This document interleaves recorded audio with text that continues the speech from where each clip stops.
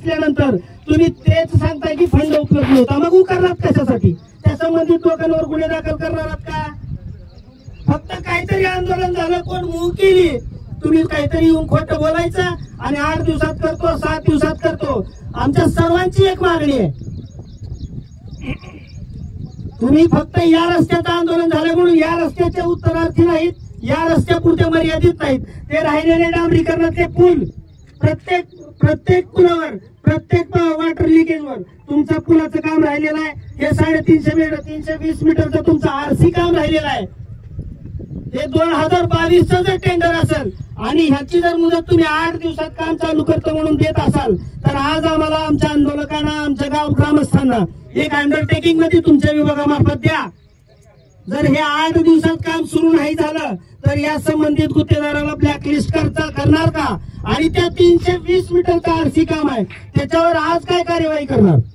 दिरंगाईसाठी किती % कट होते तुम्हाला सगळं माहित आहे त्या गुत्तेदाराच्या एस्टिमेट मधलं.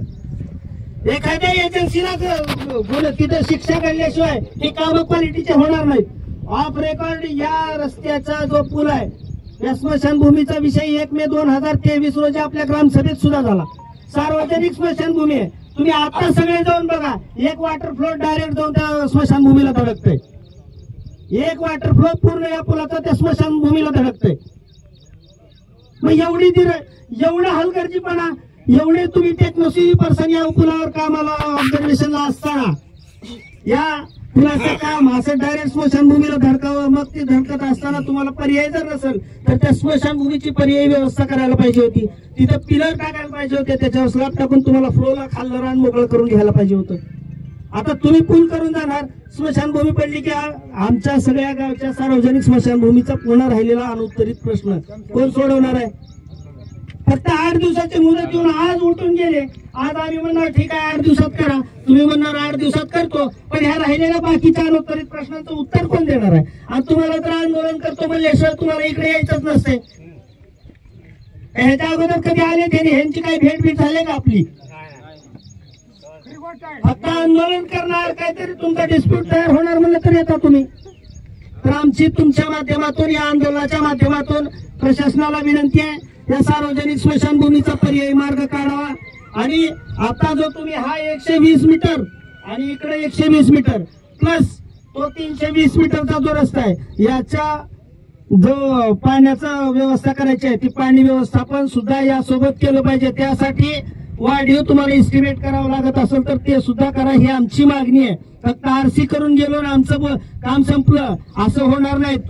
तुम्ही आरसी करून जाल, पुढल्या वर्षी पाऊस पडेल, ती आरसी खराब होऊन जाईल. त्या सीसीला टिकवायचंय, हा प्रश्न परत उद्भवू द्यायचा नाही. तर नाली काम सुद्धा झालं पाहिजे, ही आमची प्रामुख्याने मागणी आहे.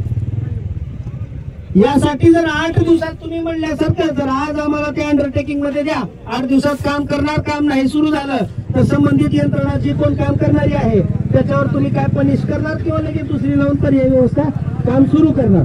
नाही झालं तर या आंदोलनाचा हे प्रातिनिधिक आंदोलन आहे.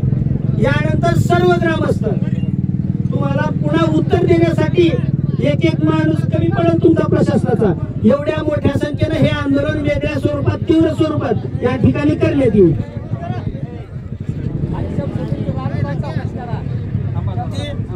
कागदावर बघायचं असतं, कागदावर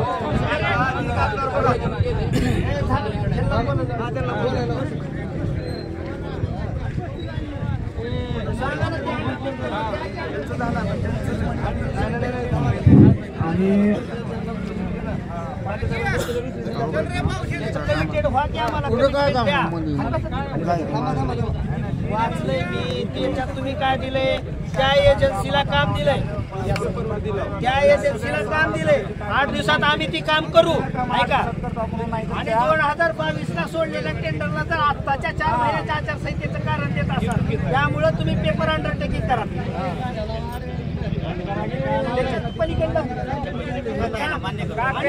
आणि काम नसताना त्या एजन्सीला कोण होता त्यानं उकरायला का लावायचं? आपण गेलो होतो अडवायला,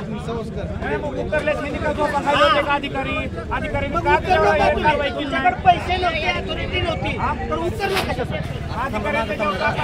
ऊस नेताना काय शेतकरी परेशानी झाली तुमच्या उकरण्यानं? ते तुम्ही नाही भोगलो, आम्ही भोगला. सिव्हिल चौकात उभं केलेले